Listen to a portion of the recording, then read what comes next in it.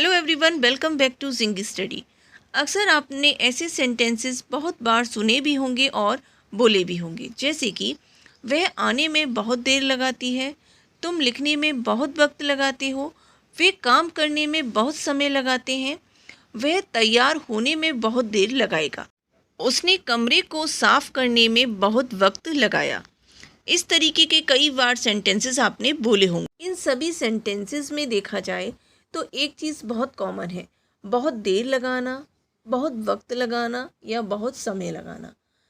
इन तीनों ही शब्दों में कोई अंतर नहीं है, चाहे बहुत देर लगाना हो, बहुत वक्त लगाना हो या बहुत समय लगाना हो, एक ही बात है।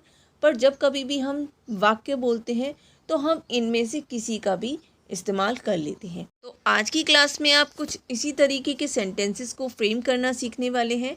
तो चलिए फिर आज के इस लेसन की शुरुआत करते हैं। बहुत देर लगाना, बहुत वक्त लगाना या बहुत समय लगाना, इसके लिए हम एक फ्रेज़ का यूज़ करते हैं, वो होता है टेक टू लॉन्ग।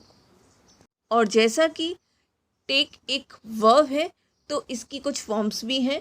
सबसे पहली फॉर्म है टेक, सेकंड फॉर्म है इसकी टुक, थर्ड फॉर्म है इसकी टेकन और इसकी आईएनजी फॉर्म है टेकिंग और फिफ्थ फॉर्म है टेक्स। जब भी हमें इस टेक टू लॉन्ग को सेंटेंस में फ्रेम करना होता है तो इसके लिए सबसे पहले हम सब्जेक्ट लगाते हैं plus take too long plus to plus verb plus other word.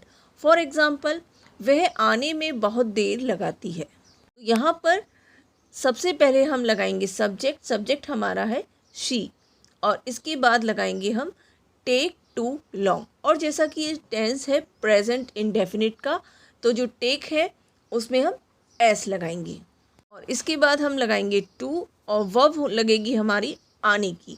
आने की इंग्लिश होती है कम। टेंस हो जाएगा she takes too long to come. Next sentence है तुम लिखने में बहुत वक्त लगाते हो। इस सेंटेंस में बहुत देर की जगह बहुत वक्त लिखा है, लेकिन बात सेम है तो हम सेम फ्रेज का ही यूज़ करेंगे, टेक टू लॉन्ग। तो सबसे पहले हम सब्जेक्ट लगाएंगे यू और इसके बाद फ्रेज लगाएंगे टेक टू लॉन्ग और इसके बाद टू और वर्ब हमारी आएगी, लिखने की इंग्लिश होती है राइट। तो ये हो जाएगा you take too long to write. Next sentence है हमारा उसने कमरे को साफ करने में बहुत वक्त लगाया। अब यहाँ पर सेंटेंस के लास्ट में लगाया लिखा है, यानी कि ये जो सेंटेंस है ये पास्ट का है। तो जो फ्रेज़ है टेक टू लॉन्ग, इसकी जो वर्ब है टेक, इसको हम सेकंड फॉर्म लगाएंगे इसकी, तो जो कि होती है टुक।